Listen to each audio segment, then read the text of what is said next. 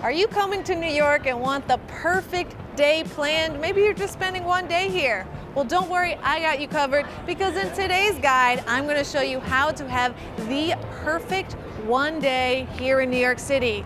Now, I do recommend spending more time in New York. There's so much to do here, so I do have a 3-day guide and a 7-day guide linked below.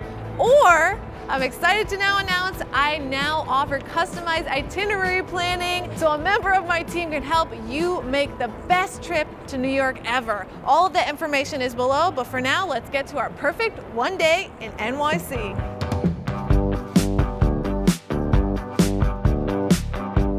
So I'm here with Laura, and we are starting out our New York day. Meet my friend Laura. Laura is a professional itinerary planner whose passion for New York City is unmatched by anyone other than me. She is my partner in offering NYC custom itinerary planning services. And now, Laura, what is the best way to start out your day here in New York? I gotta say, Sarah, it is a bacon, egg, and cheese. That is right. And the thing is, you can really get them anywhere. Right. You just look for a bodega. I mean, how would you define a bodega? A corner store, Corner right? store. Corner store. Yeah, any corner store, literally. It doesn't have to be fancy. And that is how New Yorkers start the day, right? Absolutely. Let's do it. Let's do it. We will have 2 bacon, egg, and cheeses, please. A roll or a bagel? Can't have it without a bagel. Thank you. And don't forget to pick up a cup of coffee from a local cafe. I recommend Brooklyn Roasting Co.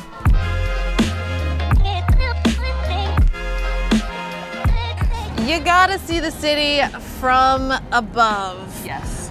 There's so many great observatories. Right. What is your favorite observatory? I think my favorite and the most iconic for me is Top of the Rock. Yeah. I love the view from there. You can see Empire State Building from there. So I love that one. I agree. I think that one has the most iconic photos. Yes. Because the Empire State Building is like perfectly centered. I love going during sunset. Oh, for sure. Yeah, it's Yeah. stunning. Yeah. But I will tell you what, I have a new favorite observatory. Okay. And you gotta go to it. I'm going. Okay, it's Okay. called The Edge. Oh gosh, yes. Yes, The Edge has a glass floor. So, would that scare you? A little bit. I Yeah? think it'd be a little weird. I want Yeah, to see you yeah. do it. Okay. The Edge is great to go during sunset, but my really goodness. any time of day. This is the highest outdoor observation deck in the Western Hemisphere. Amazing. But honestly, either one, Top of the Rock or The Edge is really great. Also, One World Observatory is great. Yes. I think the most important thing is just going to any observatory while you're here. I completely agree. Getting that perspective of the city is really special. It really is. Yeah.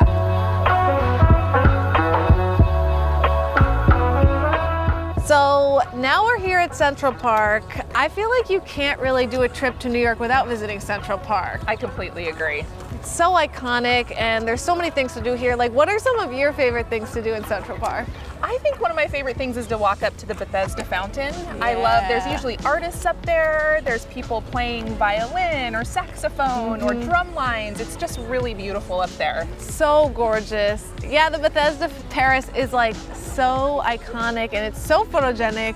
I've taken actually a lot of like Instagram photos there. Oh, I believe you. Yeah. I mean, it's almost every time you go there, you see a wedding. Oh, and it's every so time. special. That's actually where the wedding in Gossip Girl was. Oh my gosh. Yes. That's very cool. Yes, and another iconic thing is doing the rowboats, of course. You've done that before? I have, and I love going under the Bow Bridge. It's just so beautiful. It is so pretty. Yes. The other thing I think we need to do for sure is have a picnic in Central Park. There's a few locations that I recommend on the Sheep's Meadow area, which by the way is called that because there used to be sheep that lived there. That's incredible. Fun little fact. Yes. Also, I found this like secret location that's by the lake. Okay. And that is the spot to go. Now, for those of you watching, I'm gonna link that in a map below so you can find it, because it's like the most iconic spot with the view. Like, you have skyline, you have trees. Perfect. It's so perfect. And you know, a picnic is such a cheap way to have lunch. Oh, I love it. And just to rest your feet. You've done a lot of walking. Yeah. It's perfect.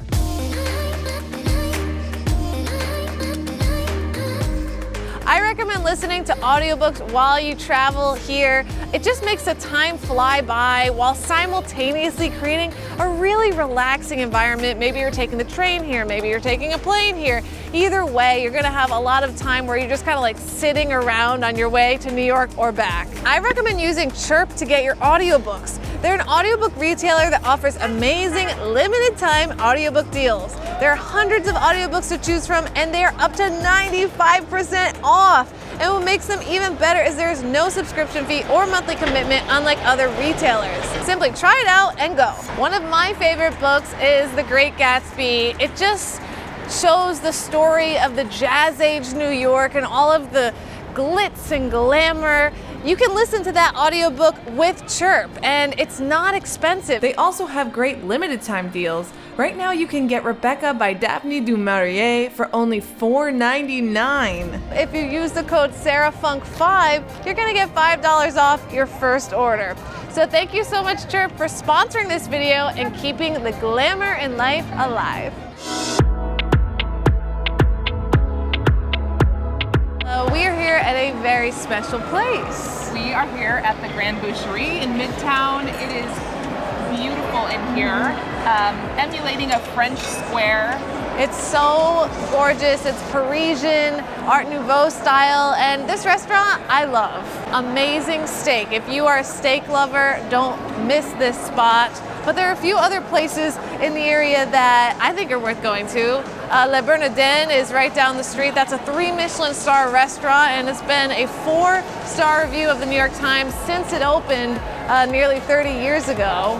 Do you have any other suggestions of restaurants? Well, for a more casual dinner, Los Tacos Numero Uno is always a good option. Yeah, that is one of my favorites. Me too. So really, if you're on like more of a budget, check out Los Tacos Numero Uno. If you're willing to wine and dine yourself, yes, check out Grande Boucherie or Le Bernardin. Absolutely, sounds good. Both are excellent. Yes.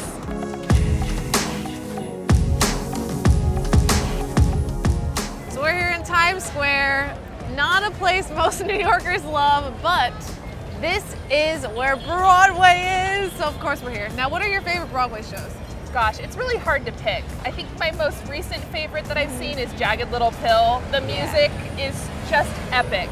I haven't seen that one yet, but I love Alanis Morissette, so I imagine the music's unreal. You'll love it. My favorite is The Lion King. I also think Book of Mormon is hilarious. Now, for those of you watching, you may be thinking, but Sarah and Laura, I can't go to Broadway because Broadway's not open yet. Well, don't worry, Broadway's opening in September. So keep that in mind when you're planning your trip because there's nothing more New York than a Broadway show. Absolutely. Yeah. It's awesome. It's the way to end your day here in New York City.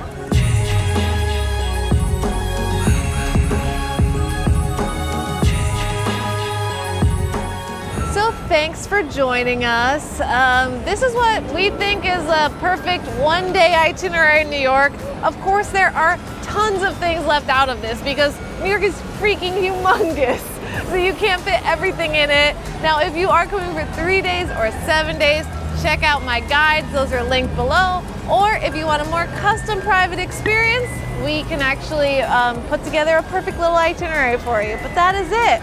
Now, I hope this video helped you, and if it did, give this video a like and subscribe, and we hope to see you in New York City. Bye.